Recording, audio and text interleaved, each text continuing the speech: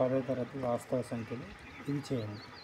ఈ క్రింది అంతమయ్యే దశాంశ సంఖ్యలను అకర్ణీయ సంఖ్యలుగా p/q రూపంలో రాయండి. ఇక్కడ ఏమి ఇచ్చిందంటే అంతమయ్యే దశాంశ రూపాలు ఇచ్చిండు, వాటిని అకర్ణీయ సంఖ్యలు అంటే p/q రూపంలో రాయమంటున్నారు. p/q రూపంలో రాయాలి. ఇప్పుడు దీన్ని p/q రూపంలో రాయాలి అంటే ఒకటోది తీసుకుంటున్నాను. ఏమి ఇచ్చిండు? 15.265 ఇచ్చిండు. ఈ దశాంశ రూపాన్ని అంతమయ్యే దశాంశ రూపాన్ని మనం అకర్ణీయ సంఖ్యగా మార్చాలి. అకర్ణీయ సంఖ్యకు మార్చాలంటే ఖచ్చితంగా ఇక్కడ చూసుకుంటే ఎన్ని అంకెల తర్వాత పాయింట్ ఉంది? 3 అంకెల తర్వాత పాయింట్ ఉంది. కాబట్టి హారంలో మనకు 3 సున్నాలు వస్తాయి. అంటే ఖచ్చితంగా ఇది 1000తో భాగిస్తాయి. ఇప్పుడు 1000ని మనము అంతమయ్యే దశాంశ రూపాల్లో రాసుకోవాలంటే ఎట్లా రాసుకోవచ్చు? 1000ని 2³ ఇంటూ 5³ రాసుకోవచ్చు. ఇప్పుడు ఖచ్చితంగా p/q రూపంలో వచ్చేసింది. అయినా ఇది ఇంటులో ఉంది కాబట్టి కొద్దిగా దీన్ని ప్రధాన కారణాంకాలుగా విడగొట్టుకుంటే 15 ప్రధాన కారణాంకాలుగా విడగొట్టుకుంటే ఖచ్చితంగా 5 ఉంది కాబట్టి ఇది 5 ఎక్కంలో పోతుంది. 5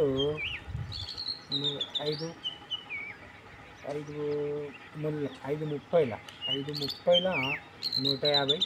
తర్వాత మనకు ఎంత మిగిలిందంటే ఖచ్చితంగా 2 మిగులుతుంది. 2 మిగిలితే 26 అంటే 5 5 1 మిగులుతుంది. 1 అంటే 15. 1 మిగిలితే 5 ముళ్ళ. Okay, right. ఇంకోసారి తీసుకుంటే 5 30ల 5 ముళ్ళ కాబట్టి 5 30ల 5 5లు కరెక్ట్. 5. ఇప్పుడు దీన్ని ఇక్కడ రాసుకుంటే 5 ఇంటూ 33,053/2³ ఇంటూ 5³ ఇక్కడ ఒక 5 కట్ అయితే ఇక్కడ ఒక 5 కట్ అవుతుంది. తర్వాత పైన 3053/2³ అంటే 8. ఇక్కడ ఒక 5 పోయింది కాబట్టి 5 స్క్వేర్ మిగులుతుంది. 5 స్క్వేర్ మిగిలితే ఏం రాసుకోవచ్చు? పైన లవంలో ఎలా ఉందో అలానే ఉంటుంది. హారంలో 8 ఇంటూ 25. ఇప్పుడు ఈ 8 25లు అంటే 200. 8 20ల 8 5 40 0 4 చాతనం 8 2 16 200. అంటే ఖచ్చితంగా ఇది p/q రూపంలో వచ్చేసింది. మనకిచ్చింది దశాంశ రూపము, అంతమయ్యే దశాంశ రూపం. దాన్ని p/q రూపంలోకి మార్చుకున్నాడు. మనం p/q రూపంలోకి మార్చేస్తాం. ఇప్పుడు రెండవ లెక్కలో 0.1255 ఇచ్చింది. అయితే ఇక్కడ దీన్ని కూడా మనం p/q రూపంలో రాయాలి కాబట్టి ఇక్కడ 1 2 3 4 అంకెల తర్వాత పాయింట్ ఉంది. 4 అంకెల తర్వాత పాయింట్ కాబట్టి ఖచ్చితంగా హారంలో 4 సున్నాలు అంటే 10,000 వస్తుంది. 1 2 3 4 సున్నాలు వస్తాయి. ఈ 4 సున్నాల్ని మనం ఖచ్చితంగా దీన్ని అంతమయ్యే దశాంశ రూపంలో రాసుకుంటే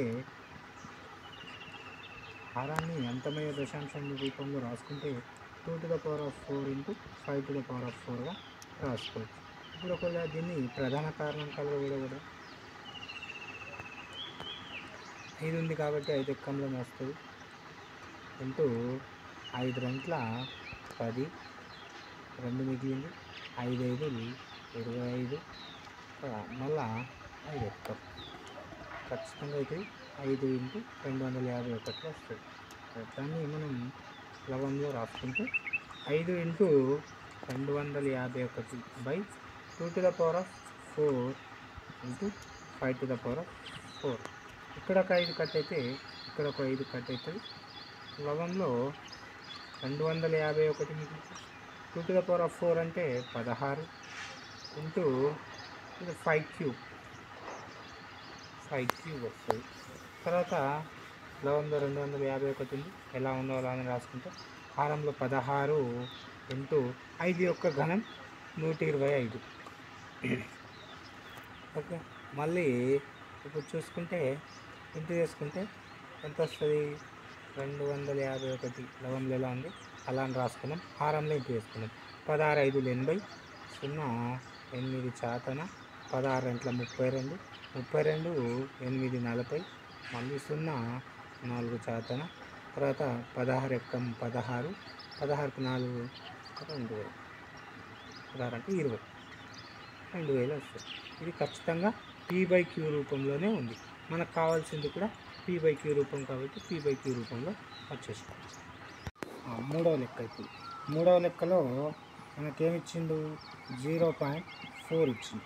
ఇప్పుడు 0.4 అంటే ఖచ్చితంగా ఒకే అంకె తర్వాత పాయింట్ ఉంది కాబట్టి మనకేమొస్తుంది హారంలో 10 మాత్రమే వస్తుంది. 10 వచ్చినప్పుడు 10ని అంతమే దశాంశ రూపంలో రాసుకుంటే ఎలా రాసుకుంటాం? 2 × 5 రాసుకుంటాం. 4ని 2 × 2గా రాసుకుంటే 2 × 5. ఈ టూ కట్ అయిపోయినప్పుడు మనకు మిగిలింది 2/5. నాలుగవది మనకేమిచ్చిందంటే 23.34 ఇచ్చింది.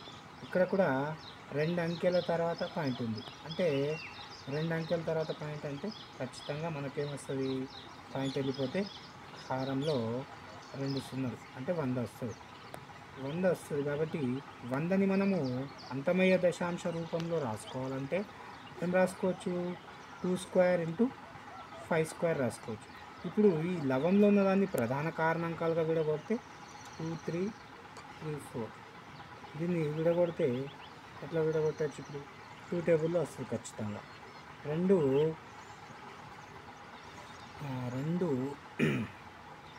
ఇంటూ మనకు అంత 2 11 22.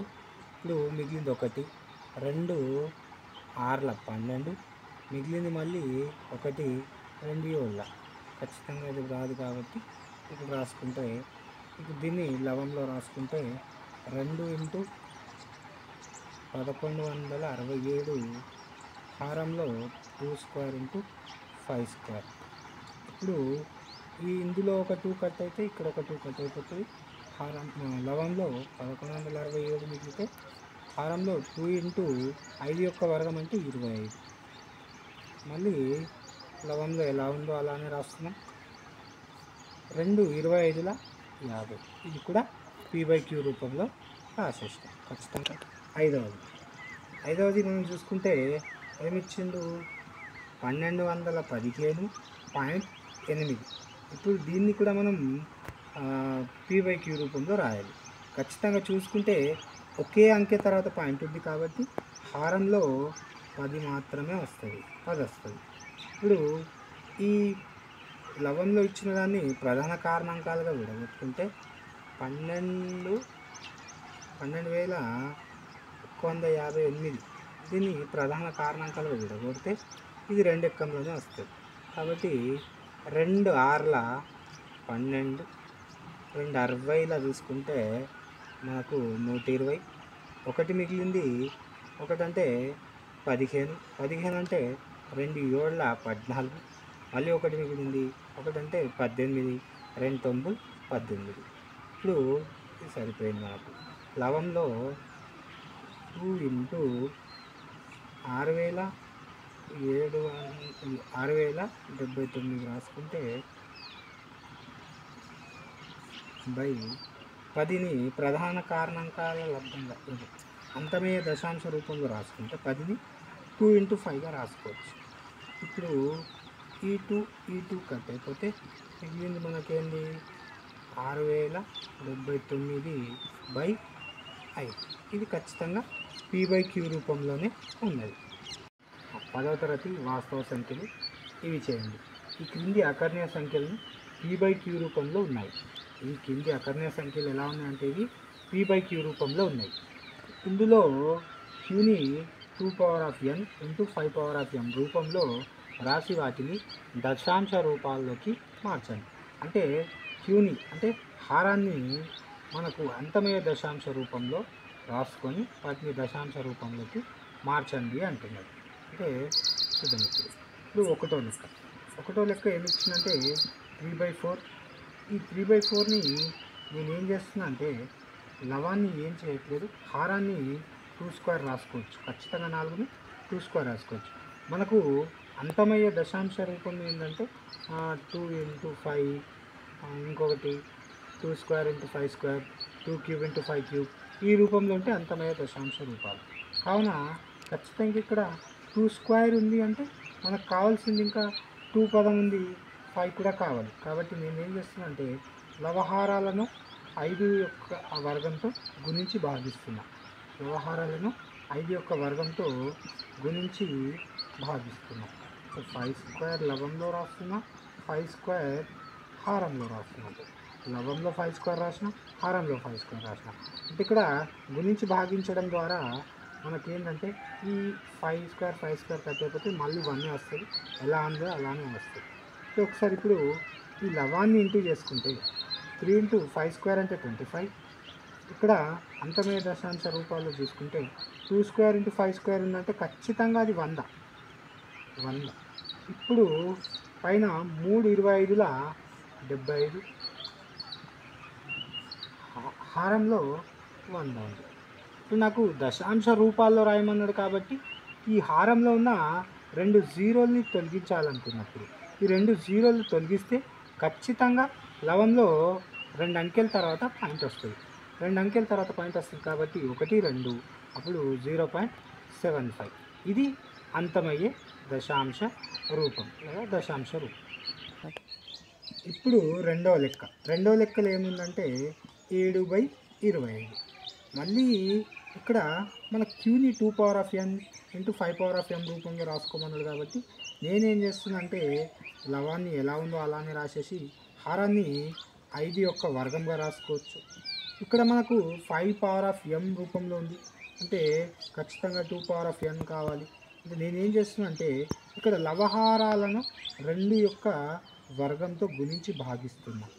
లవహారాలను 2 యొక్క వర్గంతో గుణించి భాగిస్తున్నా. 2 యొక్క వర్గం. ఇక్కడ ఇలా గుణించి భాగించడం వల్ల ఏ నష్టమేం లేదు. కట్ చేసేస్తే మళ్ళీ 1 వస్తుంది, 1తో ఇంటూ చేసినా ఇంతే వస్తుంది. ఇప్పుడు చూసుకుంటే లవంలో 7 ఇంటూ 2 యొక్క వర్గం అంటే 4. 2 స్క్వేర్ ఇంటూ 5 స్క్వేర్ అంటే ఇది ఖచ్చితంగా 2 స్క్వేర్ ఇంటూ 5 స్క్వేర్ అంటే మళ్ళీ ఇక్కడ 100 వస్తుంది. 7 4 28 ఇంటూ చేసుకుంటే బై 100. దశాంశ రూపాలు అన్నాడు కాబట్టి నేనేం చేస్తున్నా ఈ హారంలో ఉన్న 2 సున్నాల్ని తొలగించాలనుకుంటున్నా. ఈ తొలగించినప్పుడు లవంలో ఖచ్చితంగా 2 అంకెల తర్వాత దశాంశ రూపం వస్తుంది అంటే పాయింట్ వస్తుంది. 2 అంకెలు కాబట్టి 1 2, అప్పుడు 0.28 అవుతుంది. ఇది దశాంశ రూపం లేదా అంతమయ్యే దశాంశ రూపం. ఇప్పుడు మూడో లెక్కలో చూసుకుంటే 51/64. 1/64. ఇక్కడ మనం వీటిని కూడా 2 power of n into 5 power of m రూపంలోకి మార్చాలి. అంతమయ్యే దశాంశ రూపంలోకి మార్చాలి. 51ని అలానే రాస్తున్నా. ఇప్పుడు దీన్ని 64ని మనం మారిస్తే 2లో అన్న మార్చాలి లేదా 5లో అన్న మార్చాలి. కాబట్టి 2లో ఈజీగా మార్చవచ్చు. దీన్ని మనం 2⁶ రాసుకోవచ్చు. దీన్ని 2⁶ రాసుకోవచ్చు. ఇప్పుడు 2⁶ వచ్చిందంటే మనకు ఖచ్చితంగా 5⁶ కూడా రావాలి. కాబట్టి నేనేం చేస్తున్నా ఇప్పుడు లవహారాలను 5⁶తో గుణించి భాగిస్తున్నా. లవహారాలను 5⁶తో గుణించి భాగిస్తున్నా. ఇప్పుడు గుణించి భాగిస్తే 51 ఇంటూ 5⁶ అంటే 15,625 బై ఇక్కడ 2⁶, 5⁶ ఉందంటే ఖచ్చితంగా 6 సున్నాలు వస్తాయి. 1 2 3 4 5 6. ఇప్పుడు దీన్ని ఇంటూ చేసుకుంటే ఇప్పుడు ఈ రెండింటిని ఇంటూ చేసుకుంటే మనకేమొస్తుందంటే 796875 వస్తుంది బై 6 సున్నాలు 1 2 3 4 5 6. ఇప్పుడు ఈ 6 సున్నాల్ని తొలగించాలంటే ఖచ్చితంగా 6 అంకెల తర్వాత పాయింట్ వేస్తాం. 1 2 3 4 5 6. 6 అంకెల తర్వాత పాయింట్ వస్తుంది కావున మనం ఏం రాసుకోవచ్చు ఇప్పుడు 0.796875. ఓకే, ఇప్పుడు ఇది అంతమయ్యే దశాంశ రూపంలో లేదా దశాంశ రూపంలో ఉంది. ఇప్పుడు నాలుగో క్వశ్చన్ ఏమి ఇచ్చిందంటే 14/25. 14/25 ఇచ్చిండు కాబట్టి ఇక్కడ క్యూని 2n × 5m రూపంలో రాయమన్నాడు కాబట్టి 14 నేను అలానే రాస్తున్నా. దీన్ని ఎట్లా రాసుకోవచ్చు? ఇప్పుడు 5 యొక్క వర్గంగా రాసుకోవచ్చు. 5 యొక్క వర్గం ఉంది అంటే ఖచ్చితంగా మనకు 2 యొక్క వర్గం కావాలి. 2 యొక్క వర్గం కావాలన్నప్పుడు లవహారాలను 2 యొక్క వర్గంతో గుణించి భాగిస్తున్నా కాబట్టి ఏమవుతుంది? 14/5 యొక్క వర్గం ఇంటూ 2² ఇప్పుడు వీటిని ఇంటూ వేసుకుంటే 14 ఇంటూ 2 యొక్క వర్గం అంటే 4, 2² ఇంటూ 5² అంటే ఖచ్చితంగా ఇది అంతమయ్యే దశాంశ రూపం అంటే 100 వస్తుంది. 14×56 ఇంటూ వేసుకుంటే 56/100. ఈ 100లో 2 సున్నాలున్నాయి. నేను 2 సున్నాలని తొలగించాలనుకున్నప్పుడు నాకు 2 అంకెల తర్వాత పాయింట్ వస్తుంది కాబట్టి ఏమొస్తుంది? 0.56. ఇది అంతమయ్యే దశాంశ రూపం లేదా దశాంశ రూపం. ఇప్పుడు ఐదవ లెక్కలో 80/100 ఇచ్చింది. నేను ఇక్కడ ఏం చేస్తున్నా అంటే ఈ జీరో కట్ అయిపోతుంది. ఇప్పుడు మిగిలింది మనకేంది? 80/10. 10 అంటే ఖచ్చితంగా ఒక 0 తీసేస్తున్నా కాబట్టి మనకేమొస్తుంది? ఒక అంకె తర్వాత పాయింట్ వస్తుంది. ఇది అంతమయ్యే దశాంశ రూపం.